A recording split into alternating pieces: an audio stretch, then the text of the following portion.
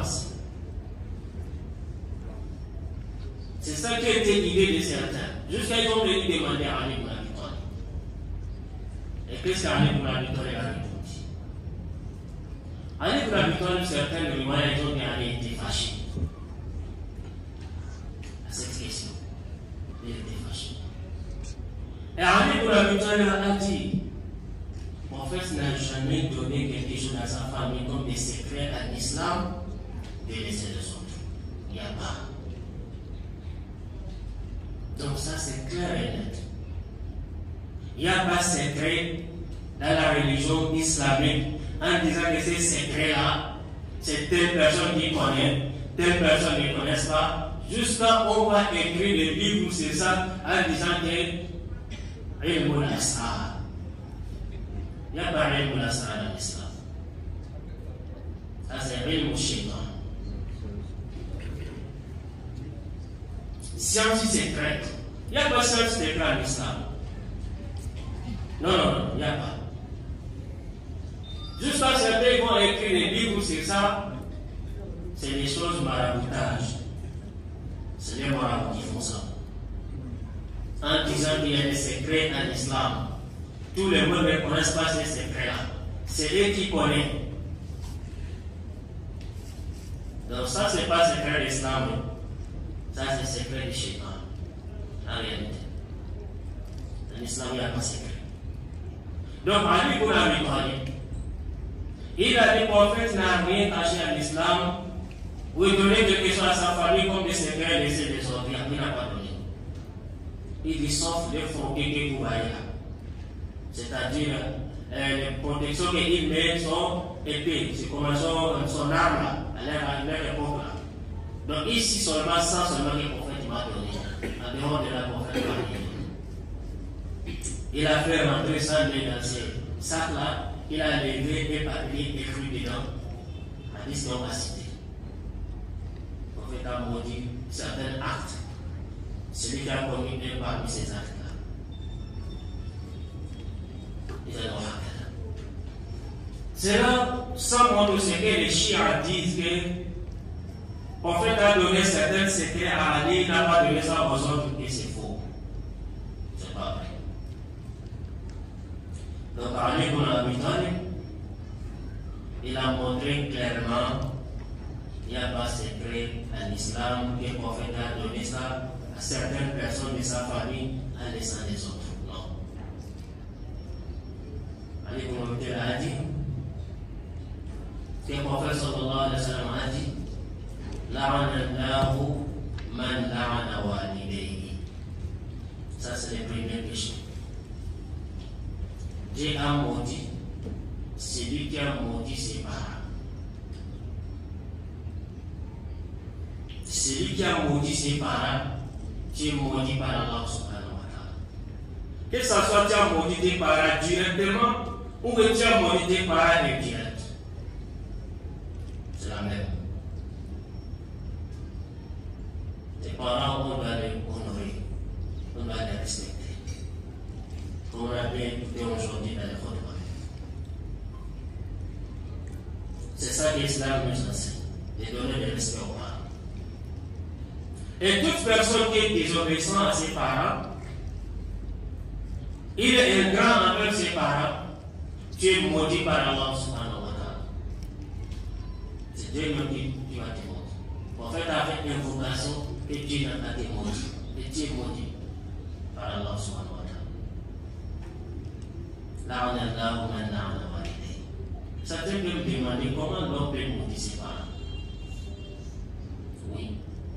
Certains peuvent maudire leurs parents par leur comportement. Certains peuvent taper leurs parents. C'est bien d'insulter leurs parents. Mais certains peuvent être cause d'avenir d'insultes à leurs parents. C'est ça que quand le prophète a parlé comme ça. Les sahabas ont demandé au prophète comment l'homme peut maudire ses parents. Comment l'homme peut insulter ses parents.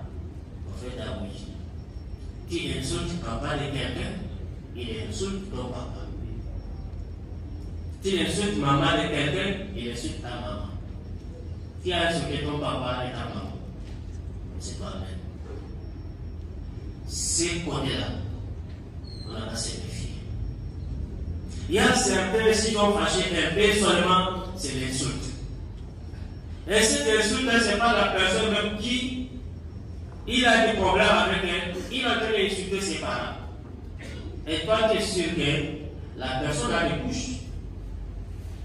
Ce que toi tu as dit, il peut dire les puces.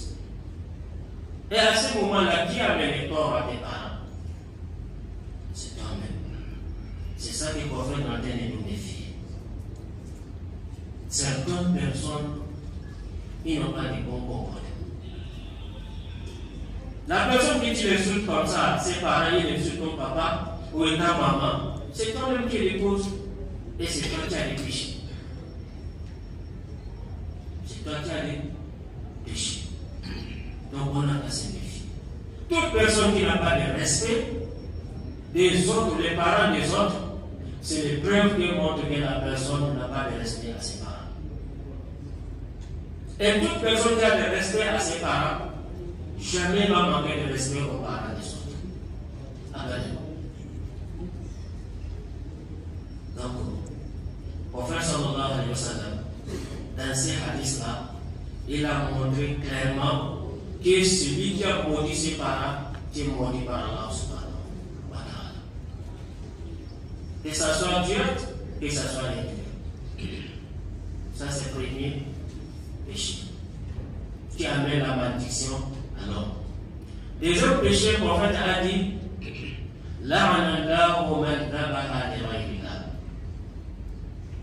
Dieu a maudit toute personne qui a égorgé quelque chose de vivant à autre chose en dehors d'Allah subhanahu wa ta'ala. Même si c'est moustique. Même si c'est moustique. Tu t'as pris un moustique, tu l'as tué à l'intention de toute chose qui n'est pas Allah subhanahu wa ta'ala, tu es maudit par Allah subhanahu wa ta'ala, parce que c'est le shirk qui t'a commis. L'âme s'appartient à Allah subhanahu wa ta'ala. Si l'âme est sortie de vivant, même si le monde entier est assemblé pour mettre ces choses-là en vie encore, il ne peut pas le faire. Abadan. Même si c'est moustique. Même si c'est moustique. Qui a rendu son âme. Monde entier n'entend comment dirais-je assembler pour ramener ces moustiques-là en vie. Il n'arrive pas. C'est pour ça Allah subhanahu wa ta'ala yas'alunaka 'anil ruh. Qul ar-ruhu min amri rabbi. Wa ma utitu min al-'ilmi illa qalila. Muhammad, on te demandera à propos de l'âme. L'âme, c'est quelque chose. On n'a jamais vu l'âme là. Mais on est sûr que s'il n'y a pas l'âme, les vivants, ils sont comme les choses non vivantes. S'il n'y a pas l'âme, il n'y a pas de vivant. S'il n'y a pas l'âme, l'homme est égal à ces poids-là. Les poids même est plus mieux que l'homme. Parce que ces poids-là, ça peut durer des années. Des années. Ça peut durer. Mais si l'homme a perdu la vie seulement, il ne peut pas rester, si c'est trop, 3 jours, 4 jours. C'est mourir. Mais c'est l'âme là, c'est comment? Ça vient d'où? Ça part où? Comment Dieu a créé cette âme-là? Allah subhanahu wa ta'ala, ils vont te demander cela. Dis-le. L'âme là, ça vient d'Allah subhanahu wa ta'ala. C'est Allah seul qui sait comment il a créé cette âme-là. C'est Allah seul qui sait comment les choses vont vivre à part de l'âme. S'il n'y a pas l'âme là, les choses sont comme des bois. Ils sont comme des cailloux. Et Dieu a dit, je n'ai rien donné à l'homme comme la science, comme la connaissance, seulement un peu seulement. Tout ce que nous voyons comme la science sur cette terre-là, on dit la science est développée, technologie est développée, c'est un peu seulement que Dieu a donné ça aussi. Un peu seulement.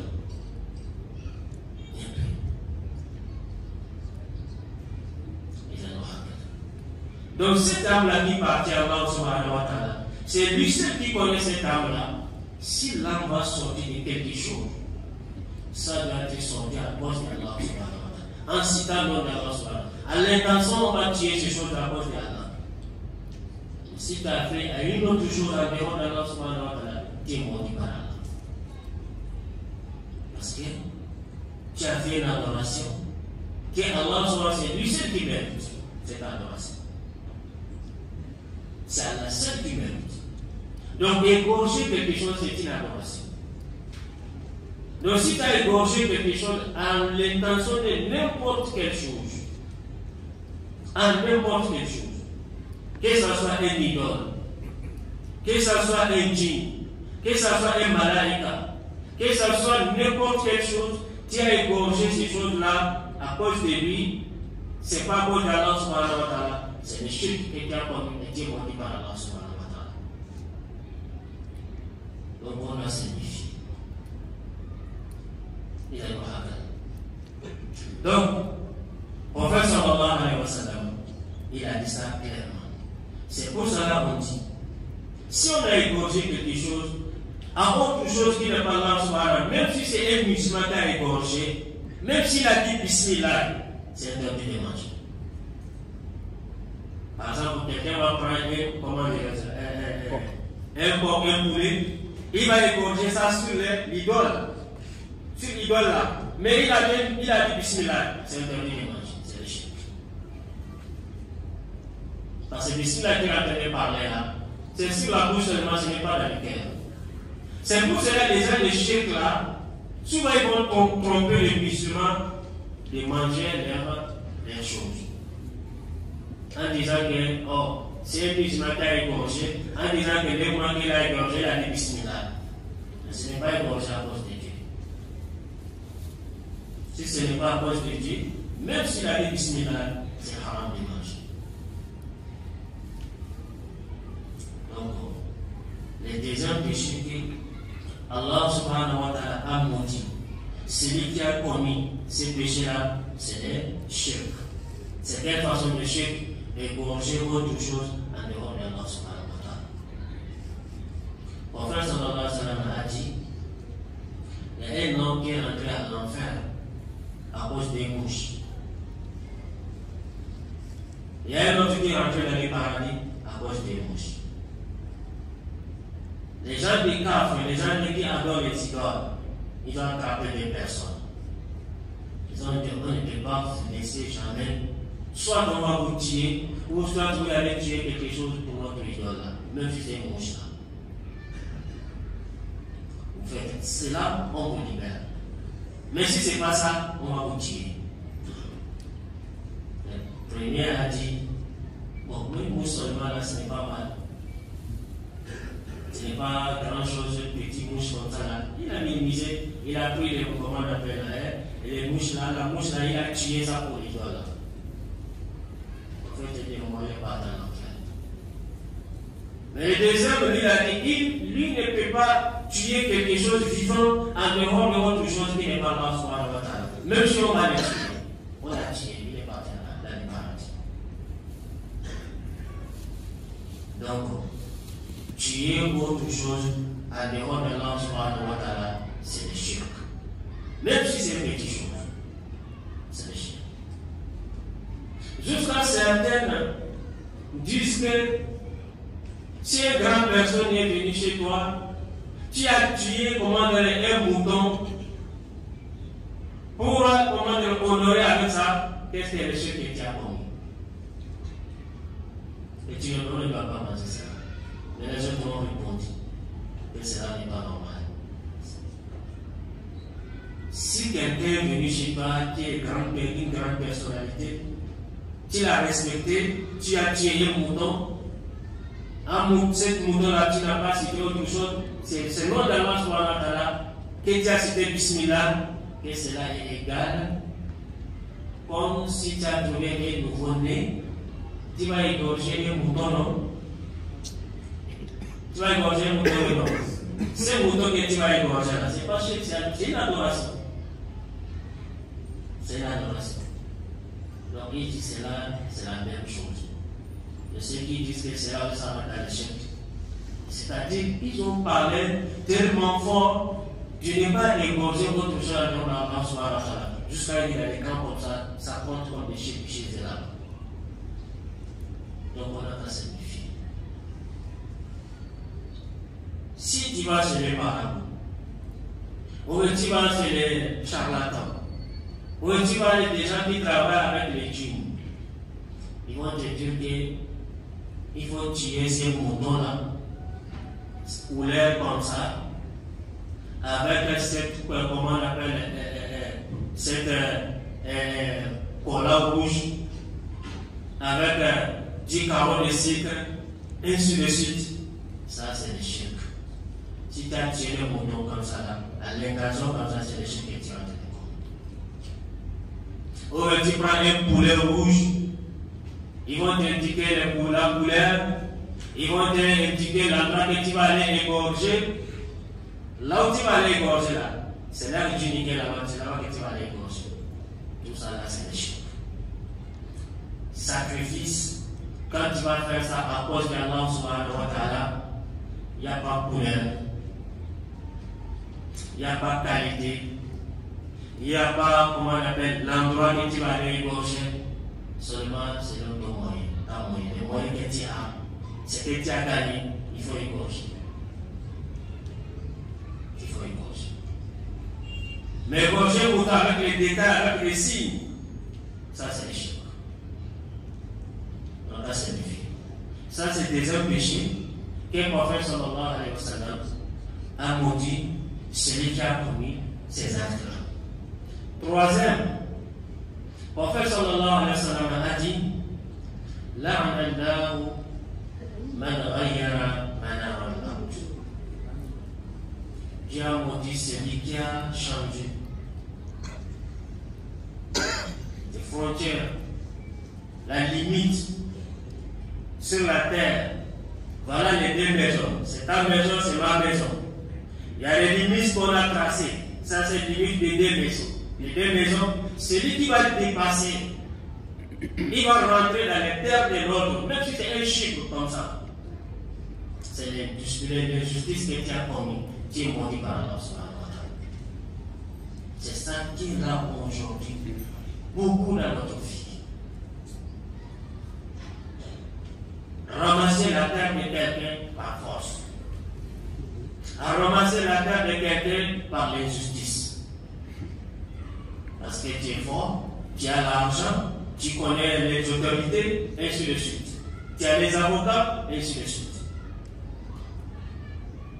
Si tu as trompé quelqu'un dans les camps comme ça, tu es maudit Allah par Allah subhanahu wa ta'ala. Et Yom al-Qiyamah, il y a un grand châtiment qui vous attend. Qu'est-ce que le prophète a proposé? Celui qui a coupé une partie de la terre, même si c'est un chiffre, quelques centimètres seulement. Tu as coupé la terre de quelqu'un, tu as ajouté chez toi. Le prophète a dit Yom al-Qiyamah, avant que le jugement va finir entre les humains, on va couper les parties que tu as trompées là. Depuis le premier ciel de terre là jusqu'à cette terre. C'est par ton coupe. On met comme une chaînette sur ton cou et tu vas porter. Comment on appelle? Quelle charge que tu es en train de porter pendant combien de jours? Si Yom al-Qiyamah nous Khamsina, une journée de Yom al-Qiyamah égale les jours de Dunya à 50 000 ans. C'est pas moi qui a dit, c'est le Coran qui a dit. 50 000 ans de Dunya, c'est égal à une journée de Yom al-Qiyamah. Et on va couper cette terre-là. Depuis première terre, parce que les terres là c'est 7. Premier, deuxième, troisième, jusqu'à 7. Les couches sont très grandes. Les couches de la terre, c'est 7. On va couper ça jusqu'à 7 terre. On met ça sur ton corps. Ça, c'est un châtiment. Avant qu'on va faire le jugement. Et celui qui va remplacer par l'injustice, comment on appelle, milieu de mètres, un hectare, et ainsi de suite, tu vas tomber. Comme cela s'est passé avec qui va tomber.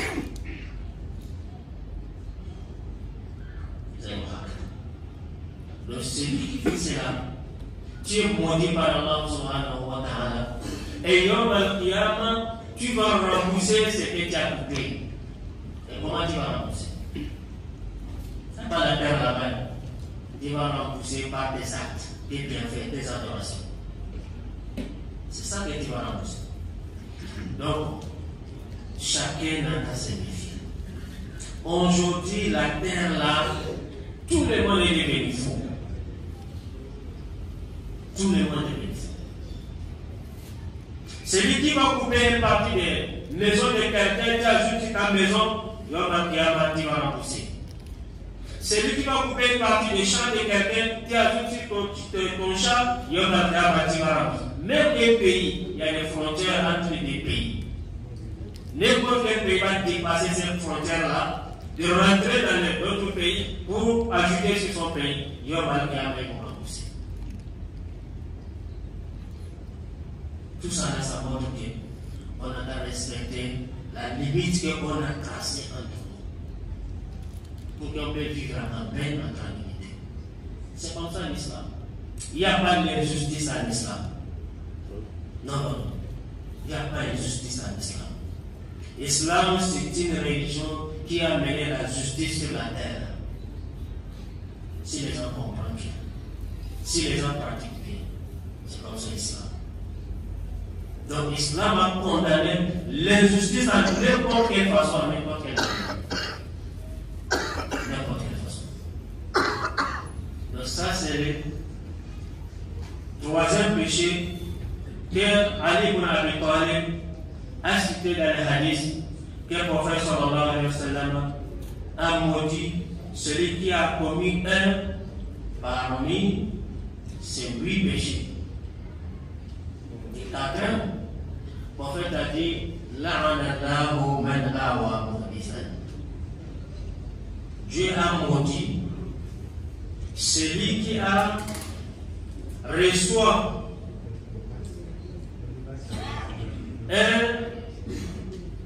quelqu'un qui fait les bidas. Les gens des bidas, tu vas recevoir chez toi. Les gens qui font les bidas là, tu vas les protéger, tu vas les soutenir. Tu es maudit par Allah subhanahu wa ta'ala. Et voilà, aujourd'hui, on voit, c'est les gens des bidas qui sont succès. C'est les gens des bidas qui sont honorés. C'est les gens des bidas qui sont respectés. Partout. Donc celui qui va soutenir quelqu'un qui est en train de commettre les bidas, tu vas l'aider, tu vas le protéger, tu vas l'accueillir pour qu'il puisse faire son bidas là comme il veut. Tu es maudit par Allah subhanahu wa ta'ala. Les gens disent c'est pas ça seulement. Toute personne qui est sur le mauvais chemin, comme un bandit, comme un criminel, comme un assassin, celui qui va, comment on appelle, accueillir ces gens, les gens pareils comme ça chez toi, ou tu vas les soutenir, ou tu vas les protéger, tu es maudit par Allah subhanahu wa ta'ala. Quelqu'un va aller voler, il va venir chez toi, là tu vas les couvrir. Tu es maudit par Allah subhanahu wa ta'ala. Quelqu'un va aller faire le crime, il va venir chez toi, toi tu vas les protéger, personne ne peut les toucher. Et tu sais que ce qu'il a fait, ce n'est pas normal. Tu es maudit par Allah subhanahu wa ta'ala. Et ainsi de suite. Quelqu'un va aller, comment on appelle, tuer quelqu'un, assassiner quelqu'un. Là tu les prends, tu les protèges. Tu les protèges. Et tu es maudit par Allah subhanahu wa ta'ala. C'est comme ça. Le prophète sallallahu alayhi wa sallam, il a donné parler sur quoi? L'injustice. Tout ça là, c'est l'injustice. qui appelle Azul Manara, l'injustice. Donc, Azul Musulman Yom Al-Qiyam. L'injustice est un ténèbre, plein de ténèbres Yom Al-Qiyam. Il n'y a pas de lumière sur celui qui fait l'injustice sur la terre. Donc, si tu as vu quelqu'un qui est en train de faire du mal, qui est en train de commettre des crimes, qui est en train de commettre les bidas, et ainsi de suite, si tu peux empêcher de laisser ce qu'il fait parce que c'est pas bon, il faut faire ton effort. Si tu ne le fais pas, il faut les envoyer. Il ne faut pas l'accueillir, il ne faut pas les protéger et il ne faut pas les couvrir. Si tu as fait n'importe quelle chose parmi ces dont on vient de citer, tu es maudit par Allah subhanahu wa ta'ala. Ça, c'est le quatrième péché. Si celui qui a commis un parmi ces 8-là, tu es maudit par Allah subhanahu wa ta'ala. Ça, c'est le quatrième. Et le huitième, sixième, c'est quoi? Le prophète sallallahu alayhi wa sallam a dit La'anallahu man kamaha al-a'ma an-sabil. Dieu a maudit celui qui a assuré un aveugle, celui qui a trompé un aveugle, au lieu de les conduire, de lui montrer la bonne voie, la iba, pour l'aider à sortir. Toi, tu vas le mettre en danger. Et tu te moques de lui parce qu'il ne voit pas. Et tu rigoles. Il y a des gens qui font ça. C'est très très dangereux. Dieu t'a protégé, toi tu es voyant. Dieu l'a éprouvé, lui il est non-voyant. Il faut aller aider la personne. Maintenant tu te moques de lui. Tu l'as mis en danger. Tu es maudit par Allah subhanahu wa ta'ala. Tu es maudit par Allah subhanahu wa ta'ala. Parce que ce que Dieu t'a demandé de le faire, toi tu es en train de faire le contraire. C'est le contraire que tu es en train de le faire. Le prophète sallallahu alayhi wa sallam a dit, parmi les sacrifices, tu vois quelqu'un, il voulait faire quelque chose, il n'arrive pas, tu vas l'aider de le faire, c'est un sacrifice pour toi que tu as fait. Dieu va écrire pour toi combien de sacrifices que tu as fait. Tu vois quelqu'un, il voulait aller quelque part, il ne connaît pas, tu vas l'aider pour montrer le chemin. C'est un sacrifice que tu as fait. C'est comme ça que l'islam nous a demandé. Mais tromper les gens, même si quelqu'un est en train de chercher un endroit, il vient chez toi là, tel endroit où cette place là se trouve où? Toi tu vas lui montrer le contraire. Alors que tu sais. Il y a des gens qui font ça aussi. Quelqu'un qui va demander, comment on appelle, à cigare. Toi, tu vas lui montrer le chemin d'acier. Et tu sais là où il va, et tu sais comment on appelle, la route qui va l'amener à cigare là, mais tu n'as pas dit ça. Tu l'as amené là où, qui va amener à acier. Tu l'as dérangé. C'est l'injustice que tu as fait, tu es maudit par Allah. Et après, tu vas rigoler de la personne. Celui-là, il va tourner fatigué. Il y a des gens qui font ça. Il va tourner fatigué. Oui, il va tourner fatigué. Parce que tu sais, le chemin que tu l'as montré, c'est pas normal. Mais Dieu t'attend là-bas. Oui. Un jour viendra, tu verras les conséquences dans les dunya ici, avant de mal. Tout ce que nous faisons comme du mal, un jour viendra, les conséquences, ça va retourner sur toi. Tôt et tard.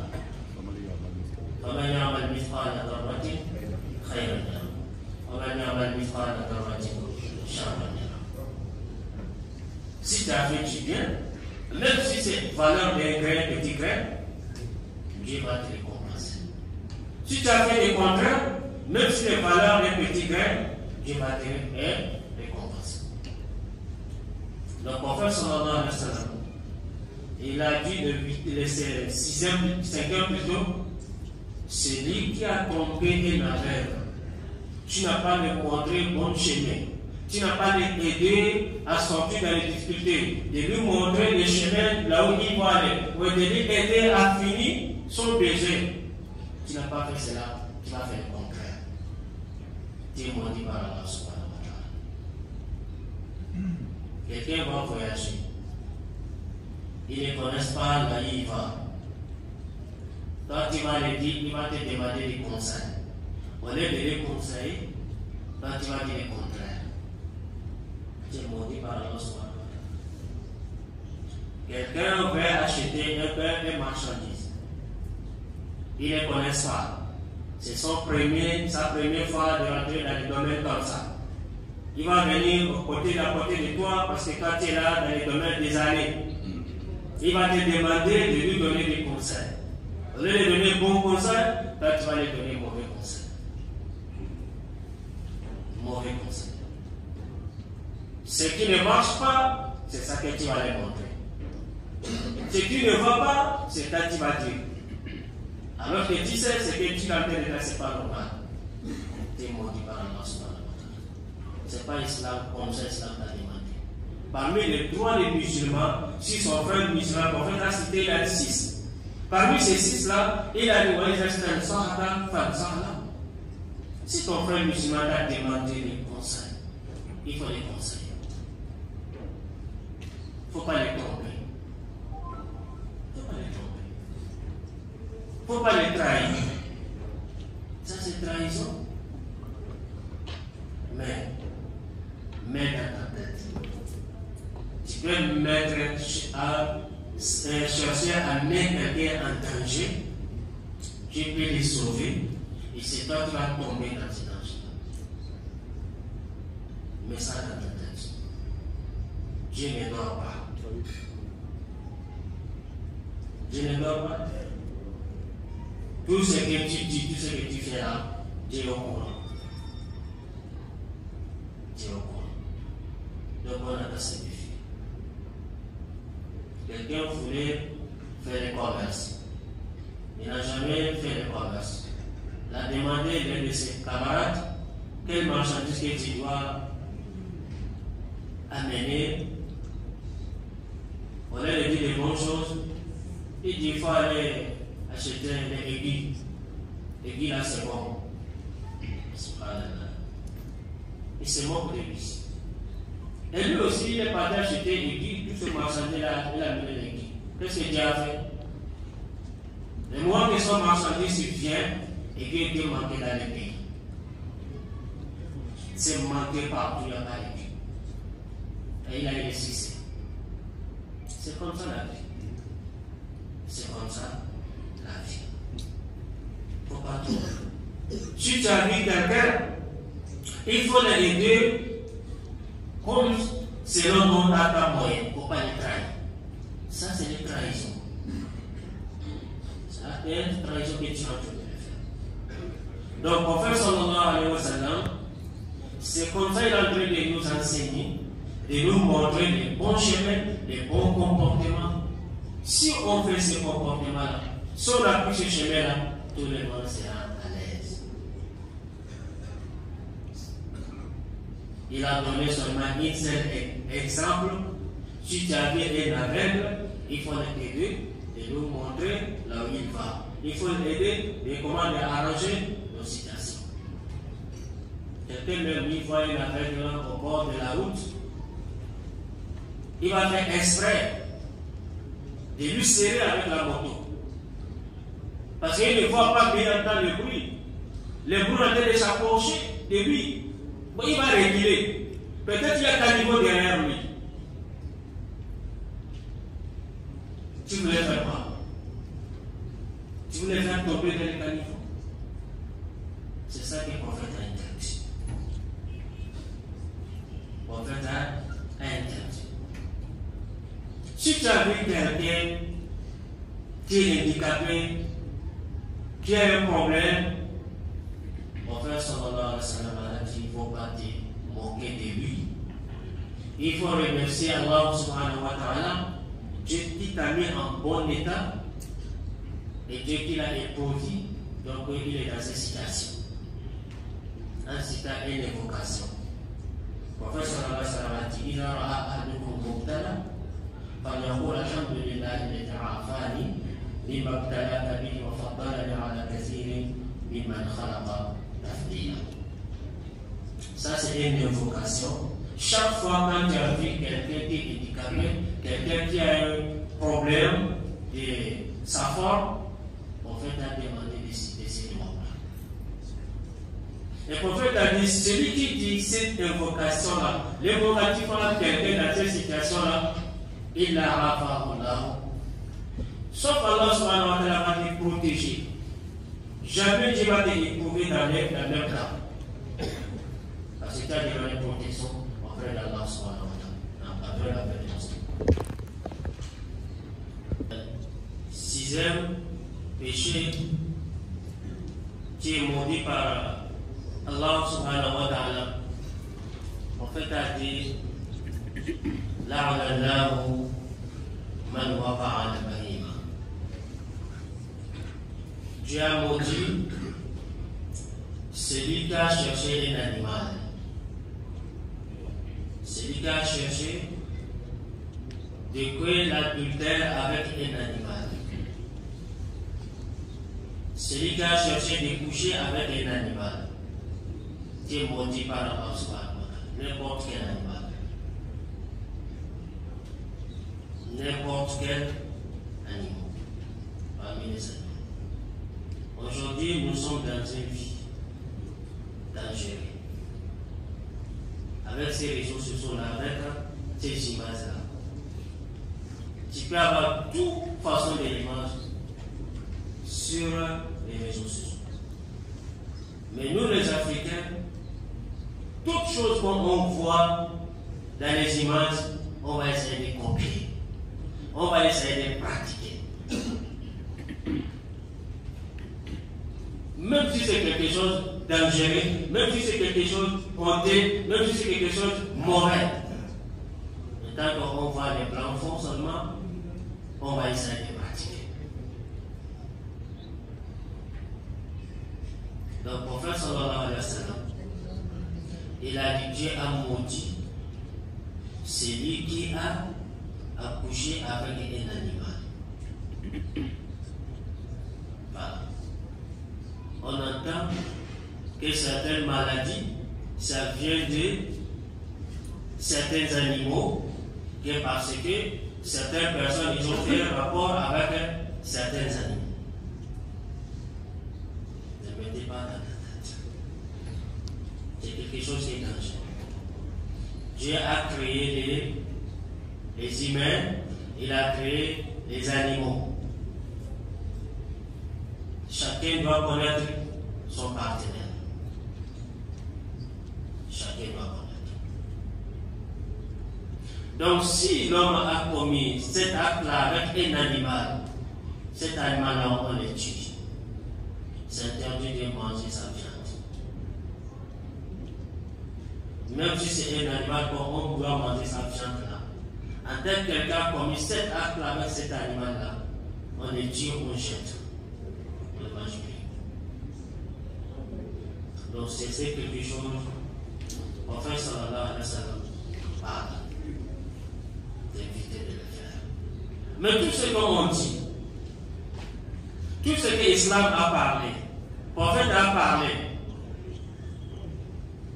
il ne faut pas que ça va t'étonner. Tu peux dire que c'est moi que je ne fais pas cela. Ou que chez moi, on ne fait pas cela. Mais dans la monde, on ne le fait pas.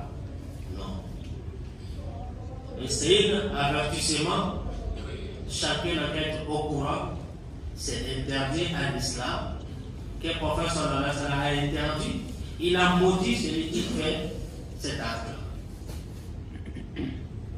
Ça c'est le sixième.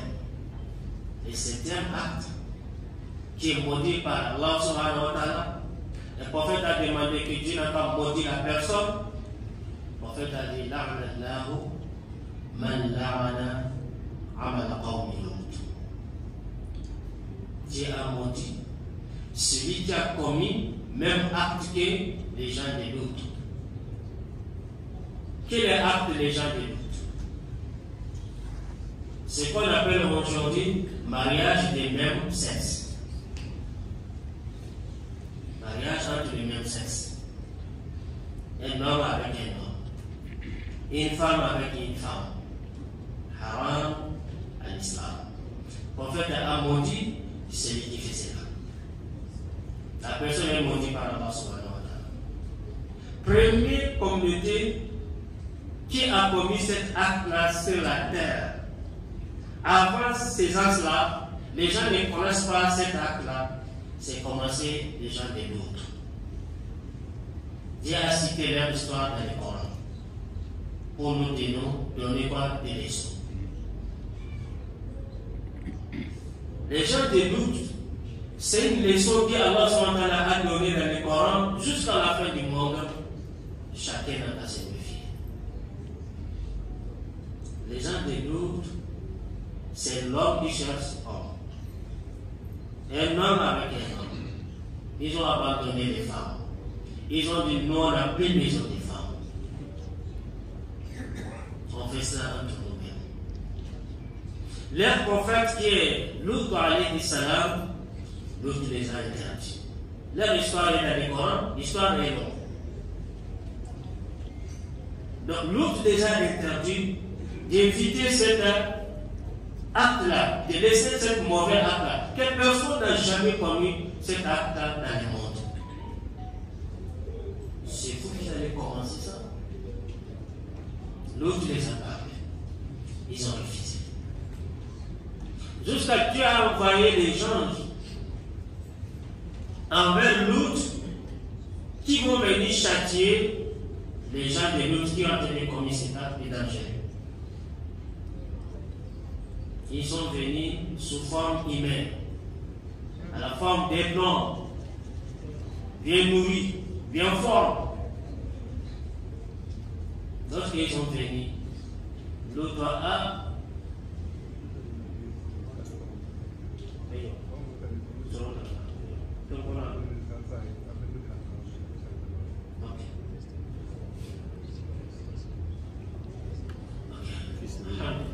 on a un frère qui est dans une situation difficile. On demande le fils Abilillah pour lui au nom de Allah subhanahu wa ta'ala.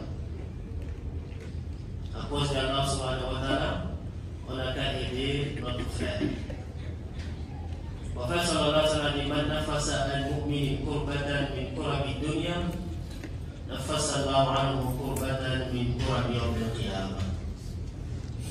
Celui qui a levé une difficulté sur ton frère musulman, le prophète sallallahu alayhi wa sallam a dit Dieu va lever une difficulté, un problème très sérieux pour toi, yawm al-qiyamah. Et ici, va dunya, avant yawm al-qiyamah. Donc chacun de nous, peut-être qu'il a un problème, tu ne sais pas quoi faire. Tu peux aider ton frère musulman, Dieu va arranger ton problème. C'est comme ça, les choses du sont connues. Toi, tu ne peux pas régler pour toi, mais tu peux régler pour quelqu'un. Il faut régler pour la personne, Dieu va régler pour toi. C'est comme ça la vie. Qu'Allah me fait comprendre. Donc, après cela, les gens des doutes. C'est comme ça. Lorsque les gens qui sont venus, Lut était les jours-là, il était étonné. Il a dit, aujourd'hui c'est un jour difficile pour moi. Mais les gens ont dit, nous sommes des envoyés de ton Seigneur. C'est Allah qui les envoie. Ne t'inquiète pas, il ne peut pas nous toucher. Il ne peut pas. La femme de Lut était une femme mauvaise. Elle avait des contacts avec les habitants de la ville. Elle n'était pas musulmane comme son mari Lut. Son mari était un envoyé de Dieu, mais la femme n'était pas musulmane. Elle a désobéi son mari. Elle était musulmane pour son mari. Mais cette femme-là, elle avait des contacts avec les habitants de la ville, en disant que si les hommes étrangers sont venus chez mon mari, je vais faire un acte. Vous allez savoir qu'il y a des hommes étrangers qui sont venus chez nous. C'était quoi? Si les étrangers sont venus chez eux, elle va allumer du feu, des fumées en haut. Si les habitants de la ville ils voient les fumées en train de sortir de la maison de loups seulement, ils vont savoir que c'est les hommes étrangers qui sont venus. C'est comme ça que cette mauvaise femme a trahi son mari. Donc lorsque ces gens sont venus, la femme l'a allumé du feu, l'a levé le fumée. Les habitants de la ville, ils ont vu ces fumées-là, les hommes ils sont courus venir.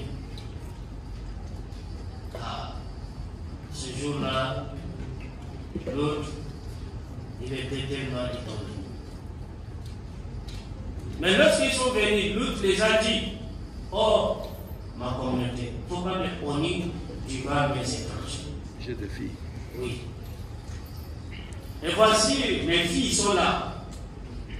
Si vous voulez les marier, venez, moi, vous allez les chercher en mariage, je vais vous donner. Mais il ne faut pas me punir du mal mes étrangers. Ils ont dit à nous, tu sais que c'est des recherches. Nous, on n'a pas besoin de tes filles. On n'a pas besoin de tes filles. Tu sais ce qu'on cherche là. On a besoin des hommes. Les hommes étrangers qui sont là. Lorsque nous se parlent, ils n'entendent pas, ils n'écoutent pas. Dieu a autorisé, je voulais venir les fronter. Tout le monde est commandé de venir avec, il ne voit rien. Ils ont retourné. Devant, ils ne voient pas, mais sur le tournant, ils vont devant les parties. C'est comme ça que Dieu a sauvé les gens. Les gens, ils ont dit à l'autre, toi avec ta famille, quand on dit sa famille, c'est-à-dire les musulmans, ceux qui sont convertis à l'islam à leur temps, ils n'ont pas sorti de quitter la ville, alors, vers prier les phases, ils n'ont pas quitté la ville. Le châtiment va venir sur eux là, matin bonheur. Mais, Alex, d'une vieille femme. Oui. L'autre a averti sa famille qu'en sortant, personne ne regarde derrière. Personne ne regarde derrière. Même si tu as entendu n'importe quel bruit, il ne faut pas regarder derrière. Dieu les a protégés de tous. Seulement une mauvaise femme, une vieille mauvaise, sa femme. En sortant, lorsque le bruit est sorti seulement, elle a regardé derrière, le châtiment l'a pris. Elle est châtiée avec les habitants de la ville. Parce qu'elle a vécu, il n'est pas avec nous. Quelle façon de châtiment Dieu les a châtiés? Jibril est venu soulever la terre. Il a mis ses ailes là en bas de la terre, leur ville entière. Il a mené ça en haut, jusqu'à les habitants qui sont en haut là, du ciel là. Il entend le bruit de leur porte. Les portes allaient les chanter là, parce que c'était le matin bonheur. Vous savez que le matin bonheur, les portes chantent. Les habitants du premier ciel là, ils ont entendu. Dieu les a renversés.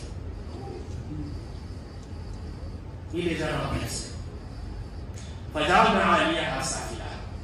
Il a mis d'être là en bas, en haut, en haut, en bas. Ça, c'est la première personne qui ont amené cette mauvaise acte sur cette terre-là. C'est comme ça que Dieu les a châtiés, ça aide à l'école. C'est pas une bonne chose.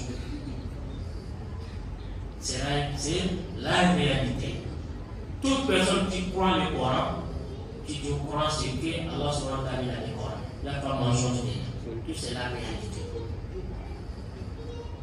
C'est comme ça que Dieu les a châtiés. Et cela, ça nous donne des leçons jusqu'à Yom Al-Qiyamah. Toute personne qui a l'intention de faire des mauvais actes. Donc c'est comme ça Allah subhanahu wa ta'ala les a châtiés. Et voilà pourquoi sallallahu alayhi wa sallam a dit La'anallahu man amila amala qawmi Lut. Dieu a maudit toute personne qui a fait le même acte que les habitants de Lut, les compagnons de Lut. Qu'Allah fait comprendre. Donc l'État est arrivé, Inch'Allah, on va s'arrêter ici. Celui qui a des questions avant l'heure des prières, donc si c'est une seule question, Inch'Allah. Non. Enlève ça là. Faut parler un peu fort. Un ami chrétien. Un ami chrétien, oui. Est-ce que tu peux l'accompagner à aller à son enterrement? Enterrement, oui. Oui.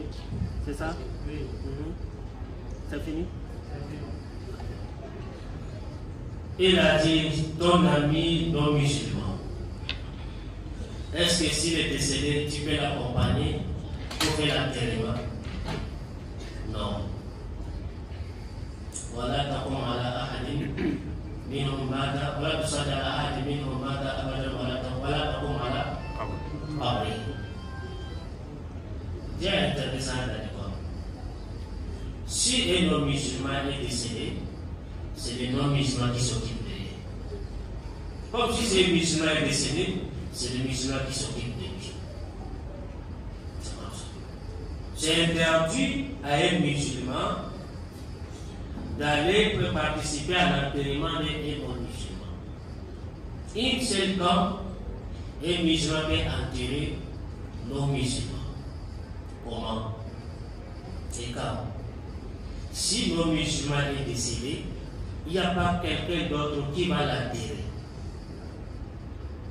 S'il reste la terre à être pourrie, c'est dangereux. Pour respect de l'homme, parce qu'en tant qu'homme, Dieu a donné un respect à l'homme différent des animaux. Cet respect-là, qui est autorisé de creuser un trou, de l'enterrer. À part de cela, un musulman n'a pas le droit d'enterrer un non-musulman. Qu'Allah nous fait comprendre. C'est clair? Voilà ça. Dans votre explication, vous avez dit quelqu'un qui a aidé quelqu'un qui a commis des crimes, il ne faut pas le protéger. J'ai vu dans une situation, il faudrait comme ça les gens là, dans ce milieu. Si quelqu'un vole, si on lui prend, on lui tue. Et voilà quelqu'un qui est parti une forêt, qui s'est réfugié en Vermont, qui s'est protégé. Est-ce que j'ai le droit de, s'il lui trouve, il va le tuer, est-ce que j'ai le droit de le protéger ou pas?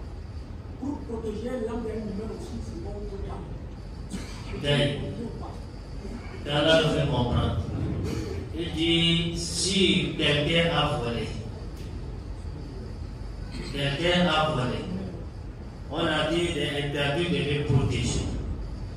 Dans les prêches, maintenant quelqu'un a volé, il a couru à venir chez toi. Et les gens sont derrière le son, la trappe là, on va le tuer. Est-ce que tu peux les protéger? Oui, tu peux les protéger. Mais ce n'est pas pour les protéger. Lorsque les gens partent, tu vas les libérer. C'est pas ça. C'est pour les protéger contre les hommes qui on va les tuer. Parce qu'il n'a pas commis un crime qu'on va les tuer. On va les protéger. Mais tu les protèges pour donner ça dans la main des autorités. Si c'est le cas comme ça, tu peux les protéger. C'est clair? Non. Voilà tout ça.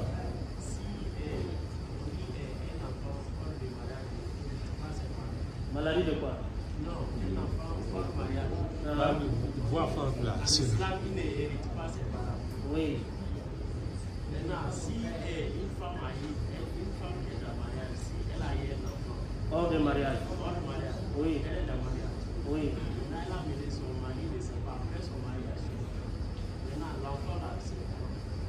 Après les mariages signés. Hein? Les mariages signés. Non, ainsi, il a fait ça. Comment il a fait le mariage? Il a fait que les mariages, c'est qu'après, elle n'est pas pour lui. Les maris, c'est que l'enfant n'est pas pour lui. Oui. Il a trouvé l'enfant là pendant le mariage ou avant de se marier.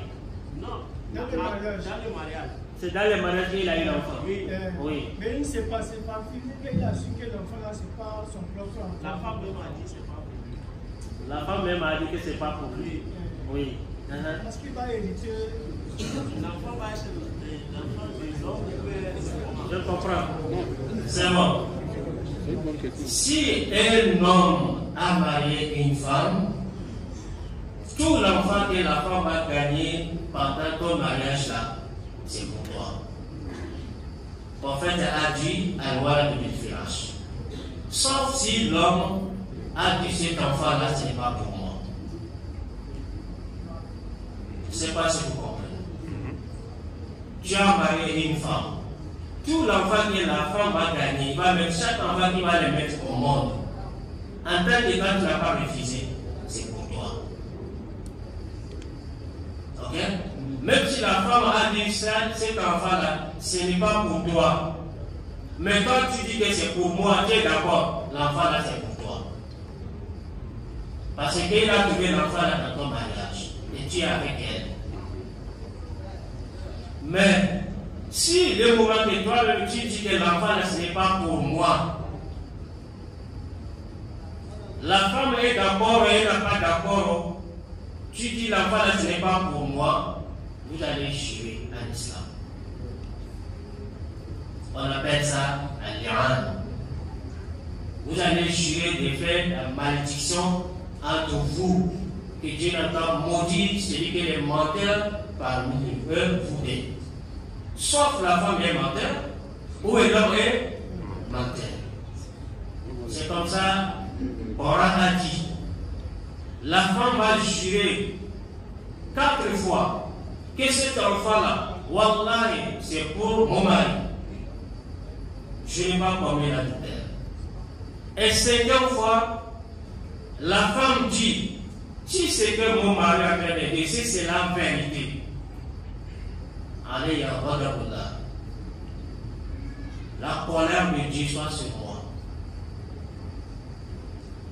Si la femme va jurer comme ça, l'homme aussi va venir jurer. Les gens qu'on a fait autant les prophètes, avant de jurer, on va les prêcher. On fait les prêcher. Pour qu'ils n'ont pas la crainte d'Allah subhanahu wa ta'ala. Les cas qui ont de l'évêque, c'est à jurer. Le prophète dit, Dieu sait que parmi les deux, quelqu'un est menteur. Un est menteur parmi vous, avant la crainte d'Allah subhanahu. Il ne faut pas jurer sur les mensonges. Et l'homme aussi va venir jurer 4 fois. Ce que je dis, c'est la vérité. L'enfant là, ce n'est pas pour moi. 4 fois. 5e fois, il dit, si j'ai menti sur la femme là, la malédiction de Dieu soit sur moi. Si l'homme a géré, la femme n'avait pas géré, ça veut dire que l'homme a raison, la femme a tort. L'enfant là, ce n'est pas pour l'homme là. Il ne peut pas éviter l'homme là. Mais si la femme a géré, l'homme aussi n'avait pas géré, ça veut dire que l'homme n'a pas de preuves. L'enfant là, c'est pour lui. Mais si les 2 personnes ont géré, c'est fini. Le mariage va finir entre les 2 personnes. L'enfant ne peut pour son mari. Ça va rester côté de sa maman. Il ne va pas hériter son mari. Mais la façon que nous faisons aujourd'hui là, Allah. Je ne sais pas si tu as d'accord. Non, on ne le sait pas. Il y a du vote. Islam.